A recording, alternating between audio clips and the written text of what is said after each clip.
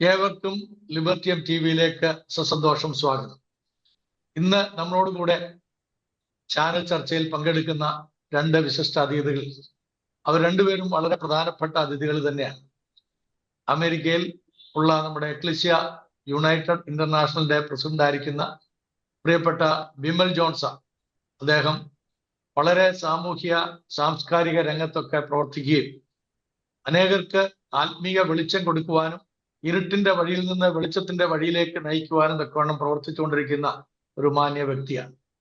കുടുംബമായി തന്നെ അമേരിക്കയിൽ താമസിച്ചുകൊണ്ട് അമേരിക്കയിൽ മാത്രമല്ല ലോകത്തിന്റെ വിവിധ ഭാഗങ്ങളിൽ പീഡനം അനുഭവിക്കുന്ന ക്രൈസ്തവ സമൂഹത്തെ, വിശ്വാസി കുടുംബങ്ങളെ സന്ദർശിക്കുകയും അവർക്ക് ആവശ്യമായിരിക്കുന്ന കൈത്താങ്ങലുകൾ നൽകുകയും ചെയ്യുന്ന ഒരു മഹൽ വ്യക്തിത്വമാണ് ശ്രീ വിമൽ ജോൺ. എക്ലിസ്യ യുണൈറ്റഡ് ഫോറത്തിന്റെ ഇന്റർനാഷണൽ പ്രസിഡന്റായിട്ട് അദ്ദേഹം സേവനം അനുഷ്ഠിക്കുന്നു. അതോടൊപ്പം തന്നെ ശ്രീ സ്റ്റാൻലി ജോർജ്, അദ്ദേഹത്തെ കുറിച്ച് കേരളീയർക്ക് ഈ അടുത്ത സമയങ്ങളിൽ പരിചിതമാകത്തക്കവണ്ണമുള്ള ഒരുപാട് വാർത്തകൾ നമ്മൾ വായിക്കുവാനിടയായി. മാതൃഭൂമി.com വലിയൊരു ഫീച്ചർ അദ്ദേഹത്തെ കുറിച്ച് രേഖപ്പെടുത്തിയിരുന്നു. കുമ്മനാട്ടുകാരൻ, പുനലൂരിൽ പഠിച്ചു.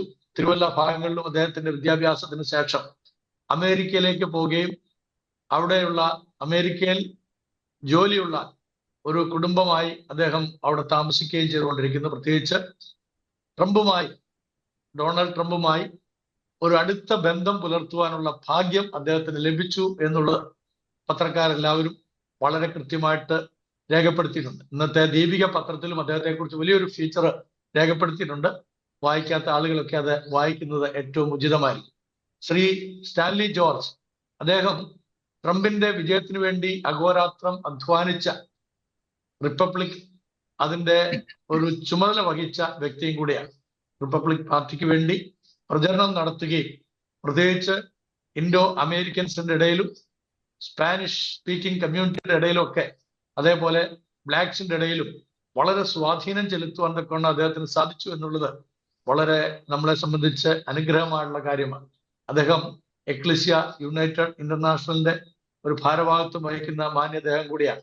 ഇന്ന് നമ്മളോട് അവർ രണ്ടുപേരും പങ്കുവെക്കുന്നത് ട്രംപ് വിജയം വരിച്ചതിന് ശേഷം ലോക രാഷ്ട്രങ്ങളിലുള്ള ചില സംഭവങ്ങളെ കുറിച്ചാണ്. പ്രത്യേകിച്ച് ഇന്ത്യയുമായി ബന്ധപ്പെട്ട ചില വാർത്തകൾ നമ്മുടെ നാട്ടിൽ വളരെ കൃത്യമായിട്ട് വ്യാപിച്ചുകൊണ്ടിരിക്കും. നാം അറിയാതെ തന്നെ നമ്മുടെ തലച്ചോറിലേക്ക് സംഘ കുടുംബങ്ങൾ ചേർത്ത് വെക്കുന്ന ചില രൂപീകരിക്കപ്പെട്ട വാർത്തകളുണ്ട്. അതിലൊന്നാണ് ഡീപ് സ്റ്റേറ്റ് എന്നുള്ള കൺസെപ്റ്റ്. ആ ഡീപ് സ്റ്റേറ്റ് ഇന്ത്യയിൽ ട്രംപും അല്ലെങ്കിൽ അമേരിക്കയും ഒരു പുതിയ രാജ്യം സ്ഥാപിക്കാൻ പോകുന്നു, ഇന്ത്യക്ക് വിരോധമായിട്ട് പെരുമാറുന്നു എന്നുള്ള ഒരു കൺസെപ്റ്റ് അവരെവിടുന്നാണോ രൂപീകരിച്ചത് നമുക്ക് അറിഞ്ഞുകൂടാ. അത് നമ്മുടെ തലച്ചോറിലേക്ക് കൊണ്ടുവരാൻ ആസൂത്രിതമായിട്ട് 2-3 ചാനലുകൾ ദിനരാത്രങ്ങൾ അധ്വാനിച്ചുകൊണ്ടിരിക്കുകയാണ്.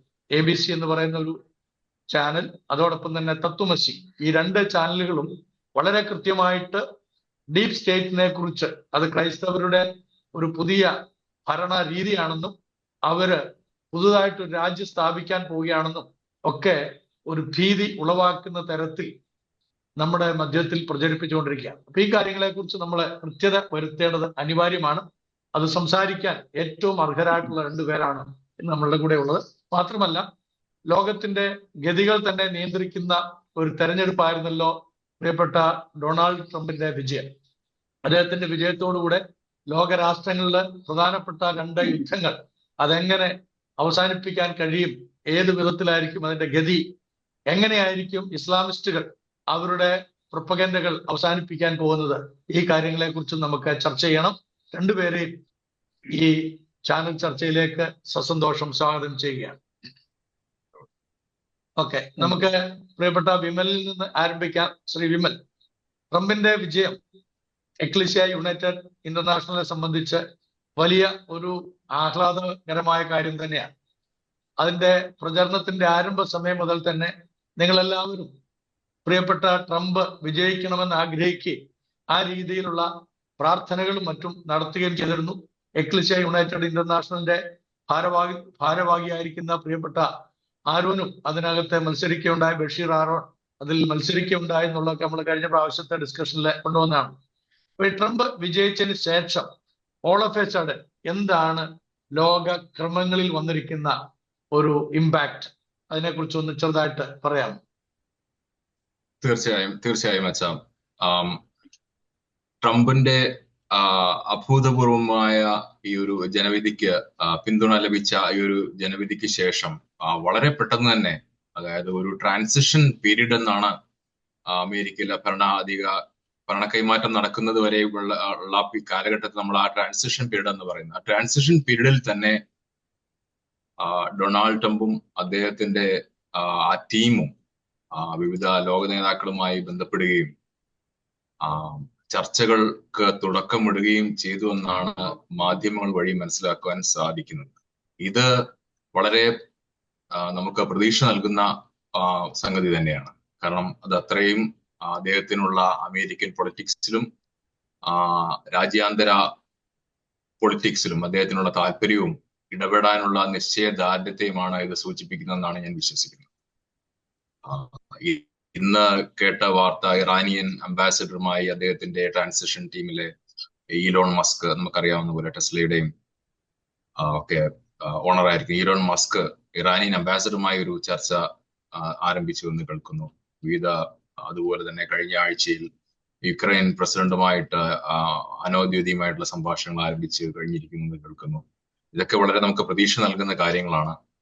മാത്രമല്ല അദ്ദേഹത്തിന്റെ പുതിയ ടീം അദ്ദേഹം കഴിഞ്ഞ ഈ ആഴ്ചകളിൽ നടന്ന പ്രോസസ്സ് നടന്നുകൊണ്ടേയിരിക്കുകയാണ്. അദ്ദേഹം പുതിയ ഓരോ സ്റ്റേറ്റ് സെക്രട്ടറിമാരെ, വിവിധ അംബാസിഡർമാരെ എല്ലാം ഡിസൈഡ് ചെയ്തുകൊണ്ടിരിക്കുന്നു. അത് പുറത്തു വരുന്ന ഓരോ പേരുകളും വളരെ ആവേശം ജനിപ്പിക്കുന്നതും നമ്മുടെ ഈ പുതിയ ട്രംപ് ഭരണകൂടത്തിനെ പറ്റി നമുക്ക് ഏറെ പ്രതീക്ഷകൾ തരുന്നതുമാണ്. അതിനകത്ത് വളരെ മികച്ച ആയിട്ടുള്ള സ്റ്റേറ്റ് സെക്രട്ടറിയായ മാർക്കോ റൂബിയോ എന്ന് പറയുന്ന അമേരിക്കയിലെ ഫ്ലോറിഡ എന്നുള്ള ലാറ്റിൻ ജനവിഭാഗത്തെ പ്രതിനിധീകരിക്കുന്നത് ക്യൂബൻ വംശജനാണ്. ഏറ്റവും മിടുക്കനായിട്ടുള്ള പൊളിറ്റീഷ്യനാണ് അദ്ദേഹം സ്റ്റേറ്റ് സെക്രട്ടറി ആയിട്ട് നിശ്ചയിച്ചിരിക്കുന്നത്. ഇസ്രായേലിലേക്കുള്ള അംബാസിഡർ നമ്മുടെ ഹക്കബി, അദ്ദേഹം ഒരു മുൻ ഗവർണറായിരുന്നു. അദ്ദേഹത്തിന്റെ മകൾ ഇപ്പോൾ ഗവർണറാണ്. വളരെ എക്സ്പീരിയൻസ്ഡ് ആയിട്ടുള്ള ഒരു വ്യക്തിത്വത്തെ അദ്ദേഹം നിയോഗിച്ചിരിക്കുന്നു. അങ്ങനെ ഒരു നല്ല ടീം നമുക്കറിയാം. വിവേക് രാമസ്വാമിയും, അതിനെക്കുറിച്ച് ഞാൻ ഡീറ്റെയിൽ ആയിട്ട് പറയണം, നമ്മളെല്ലാ പത്രമാധ്യമങ്ങളോട് അറിഞ്ഞ കാര്യമാണ്. വിവേക് രാമസ്വാമിയും ഈലോൺ മസ്കും അടങ്ങുന്ന ആ ഗവൺമെന്റിന്റെ എഫിഷ്യൻസി ഡിപ്പാർട്ട്മെന്റ്, പുതിയതായിട്ട് ഡിപ്പാർട്ട്മെന്റ് അദ്ദേഹം ക്രിയേറ്റ് ചെയ്തിരിക്കുന്നു. ഇതെല്ലാം വളരെ പ്രതീക്ഷ നൽകുന്ന കാര്യങ്ങളാണ്. അദ്ദേഹം രാജ്യാന്തര തലത്തിൽ ഇടപെടലുകൾ നടത്തുവാൻ ആരംഭിച്ചിരിക്കുന്നു. അനൗദ്യോഗികമായിട്ടുള്ള ചർച്ചകൾക്ക് തുടക്കമിട്ടിരിക്കുന്നു. ഇതെല്ലാം വളരെ പ്രത്യാശ നൽകുന്നതും ശുഭകരമായ വാർത്തകളാണ് നാം കേട്ടുകൊണ്ടിരിക്കുന്നത്. നമ്മൾ അർപ്പിച്ച വിശ്വാസം അദ്ദേഹത്തിന് തുടരാൻ സാധിക്കുമെന്നാണ് എന്റെ വിശ്വാസം. Thank you very much brother Stanley George. നമ്മൾക്ക് അറിയാവുന്ന പോലെ വിവേക് രാമസ്വാമി അദ്ദേഹം ഒരു സംഘ കുടുംബാംഗമാണ് എന്നുള്ളൊരു പ്രചരണം ഇവിടുത്തെ ചില സംഘ കുടുംബങ്ങൾ അവരുടെ ചാനലുകളിലൂടെ നടത്തിക്കൊണ്ടിരിക്കുകയാണ്. എനിക്ക് തോന്നുന്നില്ല ആ വിധത്തിൽ അദ്ദേഹത്തിന് അങ്ങനെ ഒരു ബാക്ക്ഗ്രൗണ്ട് ഉണ്ട് എന്നുള്ളത്. എന്നിരുന്നാലും ഇവിടുത്തെ ഒരു പ്രൊപ്പഗൻഡയാണ്.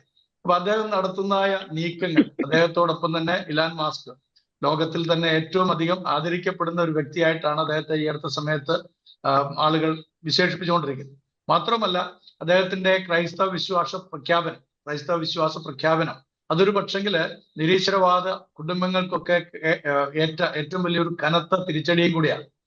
ഇവിടെ കേരളത്തിലൊക്കെ ഉള്ള നവനാസ്തികരായിട്ടുള്ള ചെറുപ്പക്കാരൊക്കെ പറയുന്നത് പണിയെടുക്കാതെ ജീവിക്കുന്നവരാണ് വിശ്വാസികളൊക്കെ.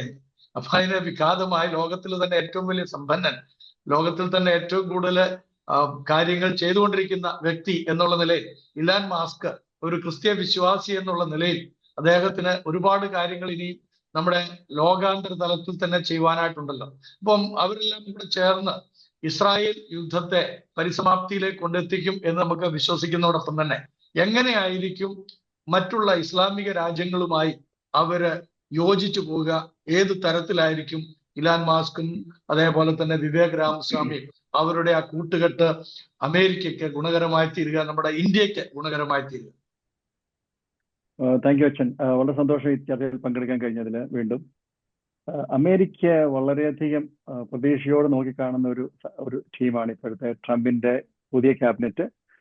പ്രധാനമായിട്ട് നമ്മൾ നോക്കുകയാണ്, അവരെല്ലാം തന്നെ ചെറുപ്പക്കാരാണ്. നോക്കുക, ചെറുപ്പക്കാരുടെ ടീമാണ്. എല്ലാ 40കളും 53 ഇലോൺ മസ്ക് ആയിരിക്കും ഒരു പക്ഷേ ഏറ്റവും പ്രായം കൂടിയ ആള് അതിനകത്ത്. കാരണം ബാക്കി എല്ലാവരും പ്രായം കുറഞ്ഞവരാണ്, എല്ലാം ചെറുപ്പക്കാരാണ്. അപ്പം വളരെ ദാർശനികരായിട്ടുള്ള, ഊർജ്ജസ്വരായിട്ടുള്ള, പ്രതിഭാശാലികളായിട്ടുള്ള, വിവേക രാമസ്വാമിയെ പോലെയൊക്കെയുള്ള വളരെ പ്രതിഭാശാലിയായിട്ടുള്ള ആന്റർപ്രണർ, സംരംഭകൻ. അതുപോലെ ഇലോൺ മസ്ക് ലോകത്തിലെ ഏറ്റവും വലിയ ധനികൻ മാത്രമല്ല, ഏറ്റവും വലിയ ബുദ്ധിജീവി കൂടാണ്. ഒരുപക്ഷെ ആൽബർട്ട് ഐൻസ്റ്റീൻ കഴിഞ്ഞ ഏറ്റവും കൂടുതൽ, അതിനേക്കാൾ കൂടുതൽ ഐക്യു ഉള്ള ഒരു ശാസ്ത്രജ്ഞൻ കൂടാണ് അദ്ദേഹം. അപ്പോൾ അവരെയൊക്കെയാണ് ട്രംപ് ചേർത്ത് പിടിച്ചിരിക്കുന്നത്. ഇവ അച്ഛൻ നേരത്തെ പറഞ്ഞ പോലെ ഈ വിവേകരാമസ്വാമി പഠിച്ചതെല്ലാം ഈ ക്രിസ്ത്യൻ സ്കൂളുകൾക്കാണ്. അദ്ദേഹം വളരെ ഒരു ഹിന്ദു വിശ്വാസിയായി ജീവിക്കുമ്പോഴും അദ്ദേഹം വളരെ മോഡറേറ്റ് ആണ്. വളരെയധികം അമേരിക്കയെ സ്നേഹിക്കുന്ന, അമേരിക്കയോട് വളരെയധികം കടപ്പാടും സ്നേഹവും വെച്ചു പുലർത്തുന്ന ഒരു നല്ല ദൈവവിശ്വാസിയാണ് വിവേക രാമസ്വാമി. അദ്ദേഹം ഒരു സംഖ്യയല്ല, അദ്ദേഹം അങ്ങനെ ഒരു ആളെന്ന് പറയുന്നത് തെറ്റായ ഒരു പ്രചരണമാണ്. അദ്ദേഹം ഒരു സംഘം അംഗം എന്ന് പറയുന്നത് ട്രംപിന്റെ ഒരു സംഘാംഗമാണ്. ആ ഒരു കാര്യത്തിൽ സംഖ്യ എന്ന് പറയുന്നത് ട്രംപിന്റെ സംഖ്യയാണ് അദ്ദേഹം, അല്ലാതെ അദ്ദേഹം മറ്റൊരു സംഖ്യയല്ല. അപ്പൊ ഇതൊക്കെ തെറ്റായ പ്രചരണമാണ്. വളരെയധികം പ്രതീക്ഷ നൽകുന്നുണ്ട് ലോകത്തിന് തന്നെ. കാരണം ഓരോ രംഗത്തും ട്രംപ് തെരഞ്ഞെടുത്തിരിക്കുന്നത് ഏറ്റവും പ്രഗത്ഭരെയാണ്. ആ രംഗത്ത് പ്രതിഭ തെളിയിച്ച, കഴിവുറ്റ, പരിചയസമ്പന്നരായ, ദാർശനികരായ, ട്രംപിന്റെ ദർശനത്തോട് ചേർന്ന് നിൽക്കുന്ന ആൾക്കാരെ മാത്രമേ ട്രംപ് തെരഞ്ഞെടുത്തിട്ടുള്ളൂ. അപ്പൊ അത് ലോകത്തിന് ഭയങ്കര ഗുണം ചെയ്യും. അമേരിക്കയ്ക്ക് മാത്രമല്ല, അമേരിക്കയുടെ ഭാവി മാത്രമല്ല, ലോകത്തിന്റെ ഭാവിയെ തന്നെ നിശ്ചയിക്കാൻ കെൽപ്പുള്ളവരാണ് ഈ ടീം. കാരണം അതിനുള്ള കാര്യങ്ങൾ അവർക്കുണ്ട്, അതിന് കരുത്തുണ്ട്, അതിനുള്ള പ്ലാനിങ് ഉണ്ട്, അതിനുള്ള എല്ലാ അജണ്ടകളും അവർ സെറ്റ് ചെയ്തിട്ടുണ്ട്. പിന്നെ യുദ്ധങ്ങളുടെ കാര്യം പറഞ്ഞു. തീർച്ചയായിട്ടും ഉക്രൈൻ വാർ, ആദ്യം തന്നെ ഉക്രൈൻ വാറിന്റെ കാര്യത്തിൽ അവർ ഇടപെടാൻ ആരംഭിച്ചു കഴിഞ്ഞു. ഇപ്പൊ തന്നെ നോക്കുക, റഷ്യൻ പ്രസിഡന്റ് പുടിൻ അടുത്ത ആഴ്ച ട്രംപിനെ കാണാൻ വേണ്ടി അദ്ദേഹത്തിന്റെ വസതി വരികയാണ്. ട്രംപ് പ്രസിഡന്റ് ആയിട്ടില്ല, അടുത്ത ആഴ്ച ഇവിടെത്തെയാണ്. മാർലാഗോ വന്ന് അദ്ദേഹത്തെ കാണുകയാണ്. അദ്ദേഹം പറഞ്ഞിരിക്കുന്നത് ട്രംപ് വളരെയധികം കറേജിയസ് ആണെന്നാണ്, ശക്തനായ നേതാവെന്നാണ് പുടിൻ പറഞ്ഞിരിക്കുന്നത്. ഇറാൻ പറഞ്ഞിരിക്കുന്നത് ഞങ്ങൾക്ക് ആണവായുധ പരിപാടി ഇല്ലെന്നാണ് ഇപ്പം പറഞ്ഞിരിക്കുന്നത്. ആദ്യമായിട്ട് അവരങ്ങനെ പറയുന്നത്. ഇതുവരെ പറഞ്ഞിട്ടുണ്ടോ ഇറാൻ ആണവായുധ പരിപാടിയിൽ അങ്ങനെ അജണ്ട ഇല്ലെന്ന് അവർ ചേർത്ത് പറഞ്ഞിട്ടുണ്ട്. പിന്നെ ട്രംപിനെ കൊല്ലാൻ വേണ്ടി ഞങ്ങൾക്ക് ഒരു താല്പര്യം ഉണ്ടായിട്ടില്ല, ഞങ്ങൾ അങ്ങനെ ചിന്തിച്ചിട്ട് പോലും എന്നാണ് ഇറാൻ ഇപ്പം ആവർത്തിച്ച് ആണയിട്ട് പറയുന്നത്. ഇതാണ് ഒരു വലിയ കാര്യങ്ങൾ. അപ്പോൾ മറ്റെല്ലാ രാജ്യങ്ങളും തന്നെ ട്രംപിന്റെ വരവോടുകൂടി ലോകത്ത് ഇന്ന് വരെ ഒരൊറ്റ അമേരിക്കൻ പ്രസിഡന്റിനും ഈ ലോകത്തെ ഇതുപോലെ ചലിപ്പിക്കാനോ സ്വാധീനിക്കാനോ കഴിഞ്ഞിട്ടില്ല. അത്ര അപാരമായ, വിപുലമായിട്ടുള്ള ഒരു ചലനാത്മക ശക്തിയാണ് ട്രംപ് എന്നുള്ളത് ലോകം കണ്ടു കഴിഞ്ഞിരിക്കുക. അപ്പോൾ ഗാസ വാറിന്റെ കാര്യത്തിൽ, അപ്പോൾ ഉക്രൈൻ വാറിന്റെ കാര്യത്തിൽ ട്രംപിന് വ്യക്തമായ അജണ്ടയുണ്ട്. അത് ചർച്ച നടത്തും, ഉഭയകക്ഷി ചർച്ച നടത്തിയിട്ട് റഷ്യൻ ഭാഷ സംസാരിക്കുന്ന ആളുകൾ താമസിക്കുന്നത്, റഷ്യയുടെ ക്ലെയിമാണ്, വർഷങ്ങളായിട്ട് റഷ്യ അവകാശപ്പെട്ടിരിക്കുന്ന സ്ഥലങ്ങളാണ്. ഒരു പക്ഷേ അത് ഉക്രൈന് വിട്ടുകൊടുക്കേണ്ടി വരും. പക്ഷെ അല്ലാതെ ഉക്രൈന്റെ ഭാഗങ്ങൾ റഷ്യ പിടിച്ചത് ഉക്രൈൻ തിരിച്ചു കിട്ടും, സമാധാന സന്ധി ഉണ്ടാകും. പിന്നൊരു കാര്യം, പത്രങ്ങൾ വന്നിട്ടില്ല, ഞാൻ ബ്രേക്ക് ന്യൂസ് പറയാണ്. 20 വർഷത്തേക്ക് നേറ്റോയിലേക്ക് ഉക്രൈനെ പ്രവേശിപ്പിക്കുക എന്നുള്ളൊരു വാക്കുകൂടെ പുടിന് കൊടുക്കും. 20 വർഷത്തേക്ക് തൽക്കാലം പറഞ്ഞിരിക്കുകയാണ്. അപ്പോഴത്തേക്ക് പുടിന്റെ കാലം കഴിയുമല്ലോ, പിന്നെ വിഷമിക്കേണ്ട ആവശ്യമില്ലല്ലോ. അപ്പോൾ 20 വർഷം വരെ പുടിന്റെ സമയം വാങ്ങിച്ചാൽ 20 വർഷം കഴിഞ്ഞുള്ള കാര്യം പിന്നുള്ള കാര്യമല്ല. അപ്പൊ അങ്ങനെയൊക്കെയുള്ള നയതന്ത്രം ഉൾപ്പെടെയുള്ള കാര്യങ്ങളാണ് ട്രംപിന്റെ അജണ്ടയിലുള്ളത്. ആ യുദ്ധം അവസാനിക്കും. ഗാസ, ലെബനീസ് വാറുകൾ, അതൊക്കെ തന്നെ ഹിസ്ബുള്ളയെയും ഹമാസിനെയും ശരിയായ നിലയിൽ ഒതുക്കുന്ന നിലയിലേക്ക്, അവരുടെ പ്രവർത്തനം അവസാനിപ്പിക്കുന്ന നിലയിലേക്ക് അവരെ ആ നിലയിൽ എത്തുന്നവരെ ആ യുദ്ധം തുടരും. പക്ഷെ ഗാസ വാർ അവസാനിക്കും. ഗാസയുടെ മേൽ ഇസ്രായേലിന്റെ നിയന്ത്രണം വീണ്ടും ഉണ്ടാകും. സമാധാനപരമായിട്ട് ഗാസയിൽ ജനങ്ങൾക്ക് ജീവിക്കാനുള്ള സംവിധാനം ഉണ്ടാകും. അവർക്കുള്ള എല്ലാ ഇൻഫ്രാസ്ട്രക്ചറും അമേരിക്ക തന്നെ നേരിട്ട് മുൻകൈയെടുത്ത് പണിയും. തകർന്നു പോയതെല്ലാം പുനഃസ്ഥാപിക്കും. ജനങ്ങളെ തിരികെ പുനരധിവസിപ്പിക്കും. അവർക്ക് ക്ഷേമ പദ്ധതികൾ അമേരിക്ക ആവിഷ്കരിക്കും. ഇസ്രായേലും അമേരിക്കയും ചേർന്ന് ഗാസയിൽ ജനജീവിതം പഴയതിനേക്കാൾ മെച്ചപ്പെടുത്താനുള്ള എല്ലാ അജണ്ടകളും സെറ്റ് ചെയ്തിട്ടുണ്ട്. അപ്പം ലോക സമാധാനം, ലോകത്ത് സാമ്പത്തിക രംഗം ശക്തിപ്പെടും. ഒരു വേവലാതി ആർക്കും വേണ്ട. കാരണം ടാരിഫ് ഏർപ്പെടുത്തുന്നത് മെക്സിക്കോയിലും ഈ ചൈനയ്ക്ക് മാത്രമാണ് കൂടുതലായിട്ട്. കാരണം അതിന് കാരണങ്ങളുണ്ട്. അപ്പോൾ അല്ലാതെ ലോക സാമ്പത്തിക രംഗത്തൊന്നും ഈ ട്രംപ് ഭരണകൂടം ഒരു പ്രശ്നം ഉണ്ടാക്കത്തില്ല. കാരണം ലോക സാമ്പത്തിക രംഗം ശക്തിപ്പെടുത്തേ ഉള്ളൂ. വ്യാപാരം കൂടും, ട്രേഡിംഗ് എല്ലാം വളരെയധികം വർദ്ധിക്കത്തേ ഉള്ളൂ. അങ്ങനെ എല്ലാ നിലയിലും ലോകത്തിന്റെ സർവ്വ രംഗങ്ങളിലും മുന്നേറ്റവും കുതിപ്പും സമാധാനവും ഉണ്ടാകുമെന്നുള്ളതാണ് എൻ്റെ വിലയിരുത്തൽ. Okay, as A Republican strategist എന്നുള്ള നിലയിൽ സ്റ്റാൻലി ജോർജ് പറഞ്ഞ ആ വിഷയം വളരെ പ്രസക്തമായിട്ടുള്ളതാണ്. അതോടൊപ്പം തന്നെ ഒരു ചോദ്യം, നമുക്കിപ്പം ഈ വാറുകൾ അവസാനിപ്പിക്കുക മാത്രമല്ല, ഈ വാറിന്റെ അപ്പുറത്ത് ഈ ഡോക്ടറൈസേഷൻ എന്ന് പറഞ്ഞ ഒരു പരിപാടി അനിവാര്യമായിട്ടിരിക്കുകയാണ്. ലോകത്തിൽ എല്ലായിടത്തും തന്നെ ഈ ഭീകരവാദത്തിന്റെ നാമ്പ് നുള്ളിക്കളയേണ്ടതായ ഒരാവശ്യമുണ്ട്. ഇപ്പൊ നമുക്കറിയാം, ആളുകൾ എലൺ മാസ്കിനെ പോലെയുള്ള ആളുകൾ, വിവേക് സ്വാമിയെ പോലെയുള്ള ആളുകളൊക്കെ അധ്വാനിച്ച് സാമ്പത്തികമായ വളർച്ചയൊക്കെ എല്ലായിടത്തും ഉണ്ടാകുമ്പോൾ ഒരു യുദ്ധമോ അല്ലെങ്കിൽ ഒരു ഭീകര പ്രവർത്തനവും കൊണ്ട് എത്രയോ ജനങ്ങളാണ് കഷ്ടപ്പെടുക, സാമ്പത്തികമായിട്ട് എത്ര താഴോട്ടാണ് നമ്മൾ പോകുന്നത്. അപ്പൊ അതിന് എന്താണ് ചെയ്യേണ്ടത്? ഇപ്പം ഐഡിയോളജിക്കലി എവിടൊക്കെ ഏതെല്ലാം രംഗങ്ങളിലാണ് നമുക്ക് പ്രവർത്തിക്കാനായിട്ട് സാധിക്കുക? വിമൽ, അതിനെക്കുറിച്ച് എന്തായിരിക്കും വിമലിന്റെ അഭിപ്രായം? തീർച്ചയായിട്ടും നല്ല ചോദ്യമാണത്. ട്രംപിനെ സംബന്ധിച്ചിടത്തോളം ട്രംപ് ഇസ്ലാമിക ഭീകരത, ഇസ്ലാമിക് ടെററിസം എന്നത് ഒരു ഗൗരവതരമായ സംഗതിയായിട്ട് കാണുകയും അത് പിന്നീട് അദ്ദേഹത്തിന്റെ ചില രാജ്യങ്ങളിൽ നിന്ന് ഉള്ള ഇമിഗ്രേഷൻ നിർത്തിവെക്കുകയും അതിനെ ഒരു മുസ്ലിം ബാൻ എന്ന പേരിൽ അത് വ്യാഖ്യാനിക്കപ്പെടുകയുണ്ടായി. പക്ഷെ അത് അങ്ങനെയല്ല ഉദ്ദേശിച്ചെങ്കിലും ചില പ്രത്യേക രാജ്യങ്ങളിൽ നിന്നുള്ള ഇമിഗ്രേഷൻ വരെ അദ്ദേഹം നിർത്തിവെക്കുകയുണ്ടായി. അപ്പൊ അദ്ദേഹത്തെ ഇസ്ലാമിക തീവ്രവാദത്തോട് അദ്ദേഹം സ്വീകരിച്ച ശക്തമായ നിലപാടിന്റെ ഒരു പ്രതിഫലനമായിരുന്നു അത്തരത്തിലൊരു ബാൻ ഉണ്ടായത്.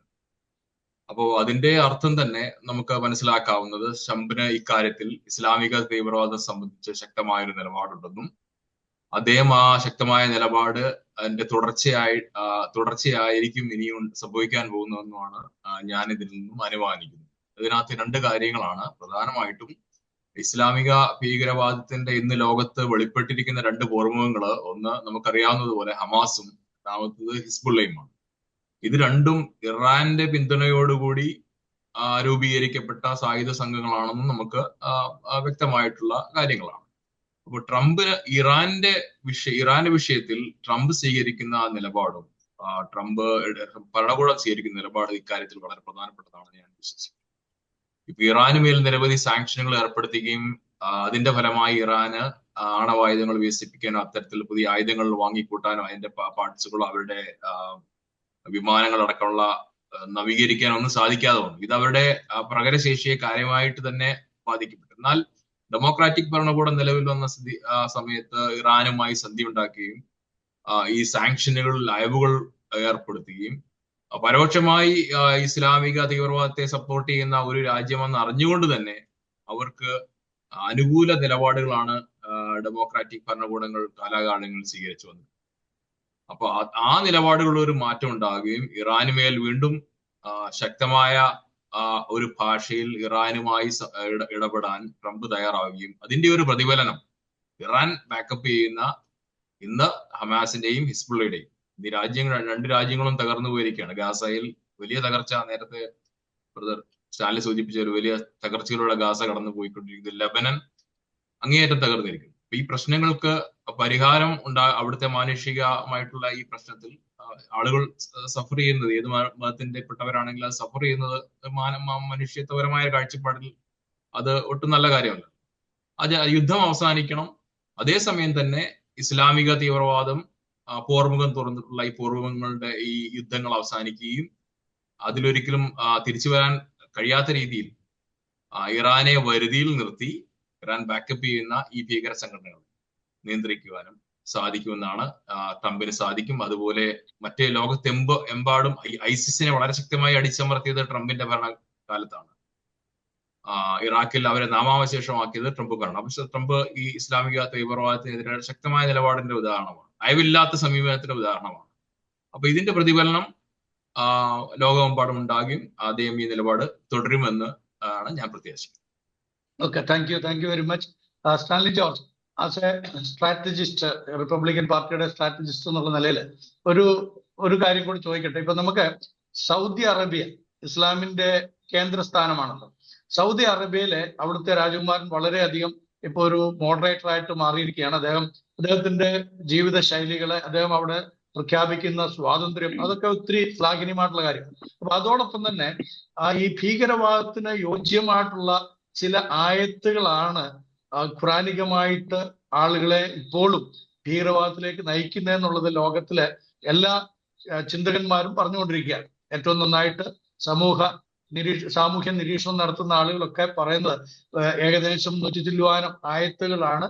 അതുകൊണ്ടാണ് പലപ്പോഴും ഈ വിധത്തിലുള്ള ഭീകരവാദമൊക്കെ ലോകത്തിൽ വന്നുകൊണ്ടിരിക്കുന്നത്. അപ്പൊ അങ്ങനെയാണെങ്കിൽ അവിടുത്തെ രാജകുമാരനെ സംബന്ധിച്ചിടത്തോളം അതിനകത്തൊരു ഫത്വ പുറപ്പെടുവിച്ചുകൊണ്ട് അതിനകത്തൊരു മാറ്റം വരുത്തിക്കൊണ്ട് ആധുനികമായിട്ടുള്ള രീതിയിലേക്ക് ജനങ്ങളെ വളർത്തിയെടുക്കത്തക്കവണ്ണമുള്ള ചില തത്വചിന്തകളെ മതത്തിന്റെ ആ ഒരു ക്രെഡിലിൽ അല്ലെങ്കിൽ ആ ഒരു തട്ടിലിൽ കൊണ്ടുവരാൻ തക്കവണ്ണം ഇടയാക്കിയിരിക്കുകയില്ലേ? അങ്ങനെ അതിനു വേണ്ടിയിട്ട് നിങ്ങൾക്ക് റിപ്പബ്ലിക്കൻസിന് എന്തെങ്കിലും ചെയ്യാനായിട്ട് ട്രംപ് മുഖാന്തരമോ അല്ലെങ്കിൽ രാമസ്വാമി മുഖാന്തരമോ അല്ലെങ്കിൽ എലോൺ മസ്ക് മുഖാന്തരമോ സാധിക്കുമോ?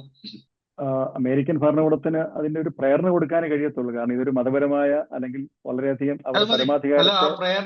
അദ്ദേഹത്തിന് ആ പ്രേരണ കിട്ടുന്നത് വെസ്റ്റേൺ യൂണിവേഴ്സിറ്റികളിൽ പഠിച്ചത് കൊണ്ടാണല്ലോ അദ്ദേഹത്തിന് ഒരുപാട് ഈ വിധത്തിലുള്ള ചിന്തകളെ തന്നെ ഉദ്ദീപിപ്പിക്കാൻ കഴിഞ്ഞത്. അപ്പൊ അത് കൃത്യമായി കമ്മ്യൂണിക്കേറ്റ് ചെയ്യാം. ഇപ്പൊ നമ്മള് ഏബ്രാമിക് അക്കോർഡ് എന്നൊക്കെ പറഞ്ഞിട്ട് മുന്നോട്ട് പോകുമ്പോൾ തന്നെ അതിനകത്ത് ഇന്ന വിഷയങ്ങളുണ്ട്, ആ വിഷയങ്ങൾ നിങ്ങൾ ഹാൻഡിൽ ചെയ്തേ പറ്റുള്ളൂ. ഇത് ലോകത്തിലെമ്പാടും നിങ്ങൾ തന്നെ ഇനിഷ്യേറ്റീവ് എടുത്ത് പഠിപ്പിക്കുകയും കുട്ടികളെ പഠിപ്പിക്കുകയും അവരുടെ ഉള്ളിൽ തീവ്രവാദം ഉണ്ടാകാതെ വണ്ണം സ്നേഹത്തിന്റെ ഒരു ശക്തി അവരിലേക്ക് വ്യാപിപ്പിക്കണം എന്നുള്ള ഒരു നിർദ്ദേശം കൊടുക്കാൻ കഴിയില്ലെന്നുള്ളതാണ് എന്റെ ചോദ്യം. കഴിയും. അമേരിക്കയ്ക്ക് അതിന് കഴിയും, അതിനുള്ള കരുത്തുണ്ട്. സൗദി അറേബ്യയാണ് ഇക്കാര്യത്തിൽ ഏറ്റവും വലിയ ലീഡ് എടുക്കാൻ കഴിയുന്ന രാജ്യം. കാരണം സൗദി അറേബ്യ വളരെയധികം ഇക്കാര്യങ്ങളിൽ വളരെയധികം പോസിറ്റീവായിട്ട് പ്രവർത്തിക്കുന്ന ഒരു രാജ്യമാണ്. പ്രത്യേകിച്ച് കണ്ടില്ലേ, ഇവർ ഭീകരവാദത്തെ തള്ളിപ്പറഞ്ഞ രാജ്യമാണ്.